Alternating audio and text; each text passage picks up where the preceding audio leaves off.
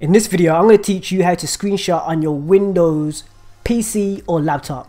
So the button that you're looking for when you want to screenshot is that one right next to the F12 button, where it says an abbreviated version of screenshot and print screen. Press that button when you want to take a picture of what's on screen. To give you an indication, I'm pointing at the button now. I'm also going to press it.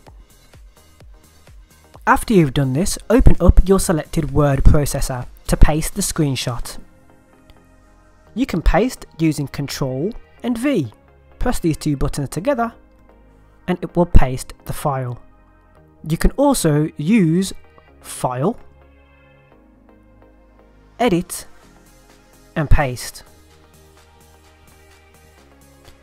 When you paste in the second screenshot, it may layer it up, so beware.